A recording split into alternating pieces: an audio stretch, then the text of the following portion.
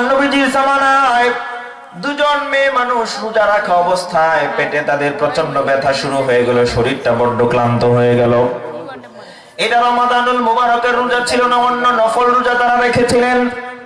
আল্লাহর নবীজির একজন সাহাবীকে ডেকে বললেন, আল্লাহর নবীজির কাছে গিয়ে বলেন, আমরা রোজা রাখার কারণে পেটে প্রচন্ড ব্যথা শুরু হয়ে গেছে, শরীরটা ক্লান্ত হয়ে গেছে, আমরা এখন কি করব? আমাদের কি রাসূল একটু পরামর্শ দিলে আমরা সেইভাবে কাজ করতাম। আল্লাহর নবীজির কাছে ওই সাহাবী গিয়ে বললেন, হুজুর,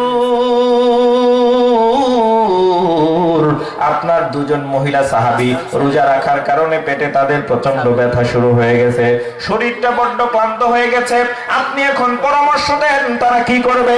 আল্লাহর নবী দুইটা কাঠের পেয়ালা দিলেন, পেয়ালা দেওয়ার পরে বললেন, ওই দুজন মেয়ে সাহাবীর কাছে যাও, যাওয়ার পরে বলো, আল্লাহর নবী তোমাদেরকে কাঠের পেয়ালায় বমি করতে বলেছে। ও আমার মুসলমান ভাইরা, অন্তরের কান লাগিয়ে কথাগুলো হৃদয়ের মধ্যে ঢুকায় নেন। আমি শুধু কানের মজা দেওয়ার জন্য কথা বলতেছি না, বিষয় ভিত্তিক কথা বলতে আমার ভালো লাগে, আমি পছন্দ করি।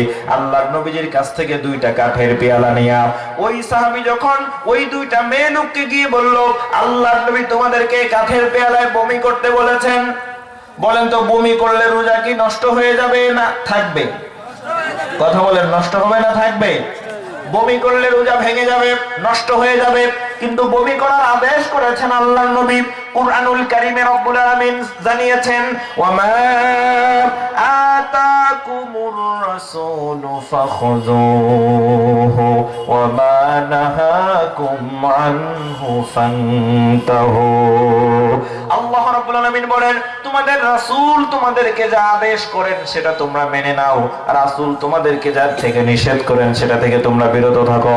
আল্লাহর নবী বমি করতে আদেশ করেছেন, এই কথাটা শোনার সঙ্গে সঙ্গে আল্লাহর নবীজির আদেশ পালন করার জন্য ওই দুজন মেয়ে মানুষ গলার ভিতরে আঙ্গুল ঢুকিয়ে অথবা অন্য কোনো ভাবে বমি করলো।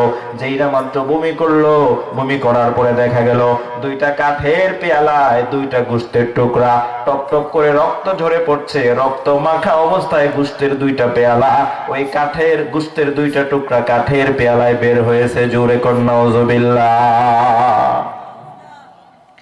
সমাজে দেখবেন যখন কোনো কেউ ভালো কাজ করে, ভালো উদ্যোগ নেয়, ওই উদ্যোগের সহযোগিতা প্রশংসা খুব বেশি লোকেরা করে না, কিন্তু কোন ব্যক্তি যদি হঠাৎ করে ভুল করে ফেলে, ভুল প্রকাশিত যদি কারো হয়ে যায়, কিছু লোকের দায়িত্বই হলো বিনা বেতনে ওই ব্যক্তির দুষ্টা সমাজে প্রচার করা।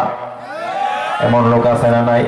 আর এই মানুষের দুশ্চর্চা গীবত করার মূল সেন্টার হলো চায়ের দোকান, ঠিক না? সমস্ত মদিনাতুল মুনাওয়ারায় খবর ছড়িয়ে পড়ল, দুইজন মেয়ে মানুষের পেট থেকে গোশতের টুকরা বের হয়েছে। এমন ঘটনা মদিনাবাসী কখনো এর আগে দেখে নাই। মানুষের পেট থেকে কি করে গোশতের টুকরা বের হতে পারে?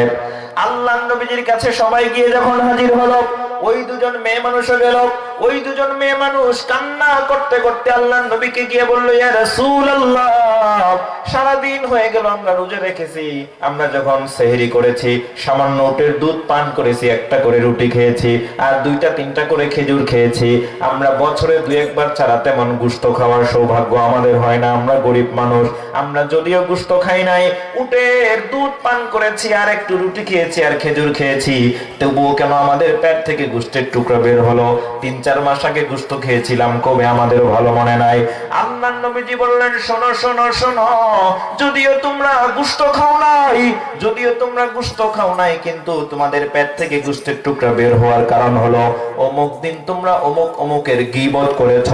আর রব্বুল আলামিন বলেছেন, আইয়ুহিব্বু আহাদুকুম আইয়াকুলা লাহমা আখিহি মাইতান ফাকারিহতুমু। গীবত করা মানে হলো আপন মৃত ভাইয়ের গোশত খাওয়ার মতো।